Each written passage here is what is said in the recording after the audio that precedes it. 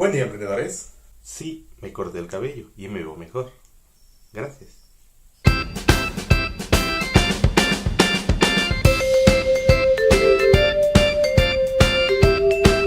El día de hoy quiero contarles la historia de varios de mis amigos, los libros. Para conmemorar que el pasado jueves 23 de abril fue el día del libro. Así que bien, ¿cómo empezaron los libros? La primera forma de un libro fue una tablilla hecha de arcilla o que también se hacía de diferentes tipos de metales, según la importancia del documento que se escribía, y datan de las eras mesopotámicas en el cuarto milenio antes de Cristo. Estas pequeñas tablillas se cincelaban para poder escribir su contenido. Después de esto nos vamos hasta Egipto, que en Egipto fueron los primeros lugares donde se empezaron a usar los papiros, que estos fueron un poco más prácticos porque compartían algunas características con el papel actual.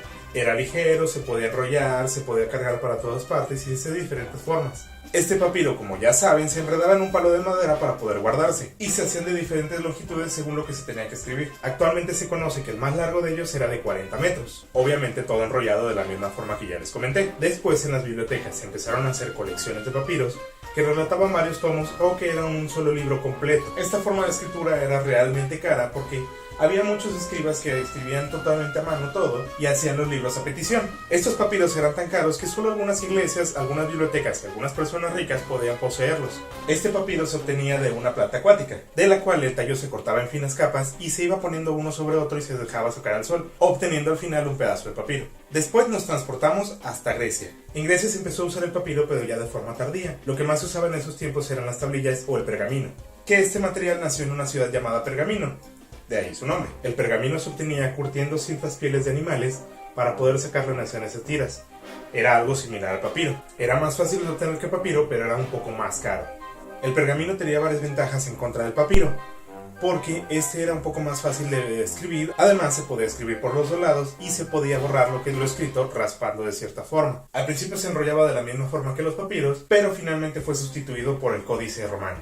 Cabe aclarar que en Grecia se tuvo una gran cultura de enseñanza y de aprendizaje, porque el requisito mínimo para poder participar en el gobierno era saber leer y escribir.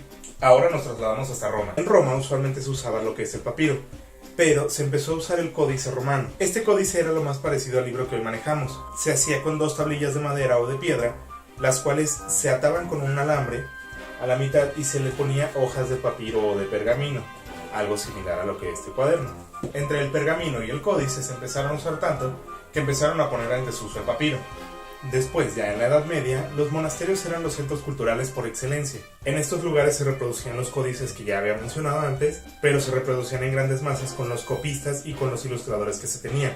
Además de que cabe destacar que gracias a estos monasterios se empezaron a usar los libros un poco más rebuscados y se empezaron a hacer formas más ornamentales de hacer los libros, o en este caso los códices. Un poco más adelante se empezaron a hacer estos códices con lo que actualmente se conoce como papel, que por cierto fue inventado en China, así que sustituían el pergamino y el papiro por lo que actualmente conocemos como papel. Después damos un gran paso hacia China con la imprenta xilográfica.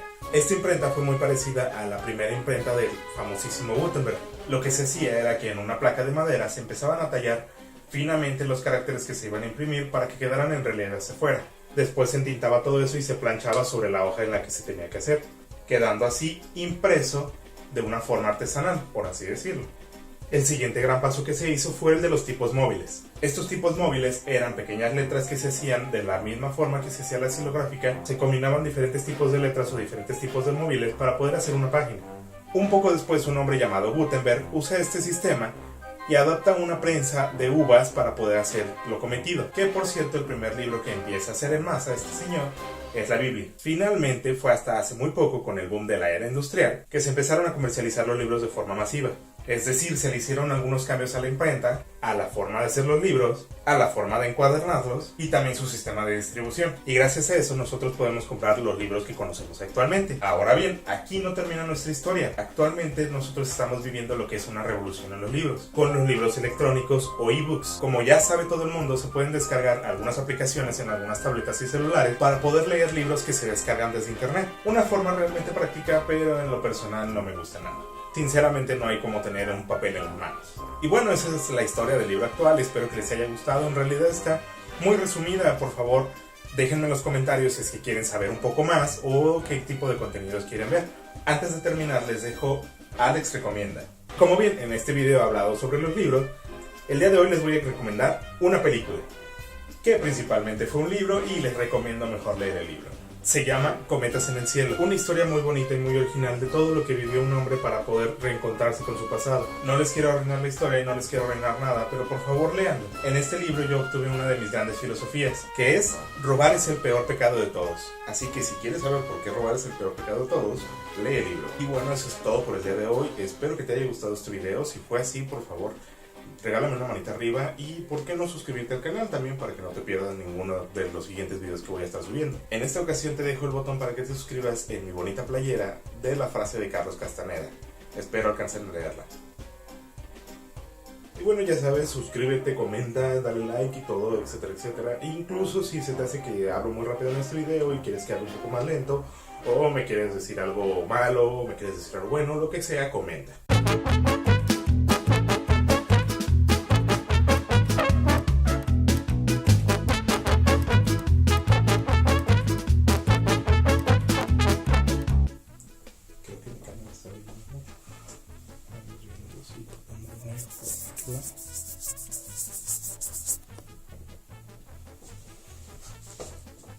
¿Ya no brilló? No, ya no brilló. Ya no brilló.